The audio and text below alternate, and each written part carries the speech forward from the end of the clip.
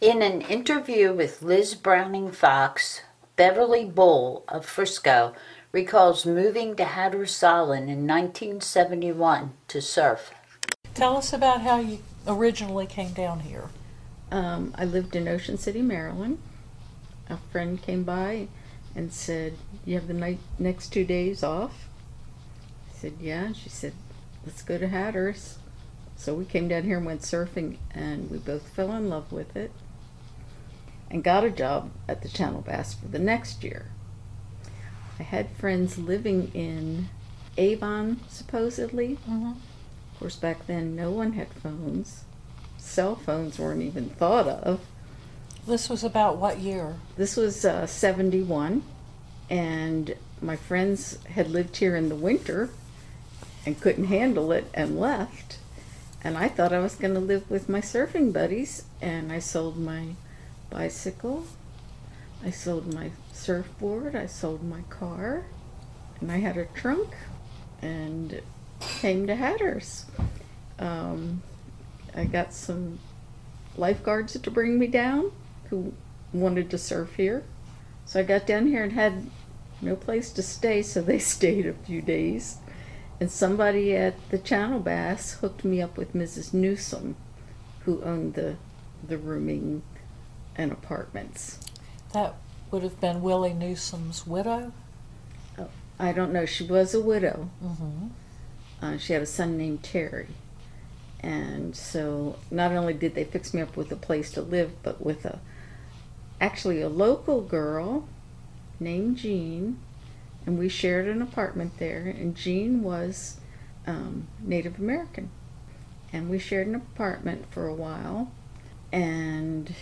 This was at the Beacon? At the Beacon. There were, let's say, 5 little teeny tiny apartments.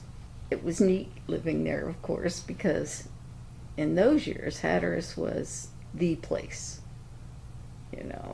and I could walk every place and come up to the beach, just stick out your thumb. And next door was a pool hall, George's Pool Hall. Now, is that in the building that is now Roads and Gallery? This guy George ran it. He wasn't a local, came from across the Sound. And one of my friends from Ocean City made me a surfboard and brought it down. And George didn't like that I had guys in my apartment. And next thing we know, we hear a shotgun go off. My friend George ran out to his van and said, "I'm getting out of here." And I never saw him again. And by that time I was getting kind of aggravated with George and moved into a little dumpy trailer that was on the other side of the pool hall there. But it was neat because everybody there was friends. You of course didn't have air conditioning, so all your windows were open, doors were open. Sometimes we all ate together, put all the tables in the middle of the hall, and we'd all eat together and stuff. And of course across the street, north of the Atlantic View Motel, was nothing but a field. So you could walk over there and go to the beach very easily, and it was just... Sounds like a good place to be. It was great.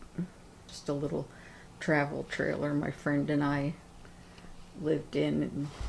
And it had the bathtub drain cut so that it just drained out on the ground. Sometimes you got in the shower with tree frogs. One time there was a snake. The thing that got us to move out was a rat.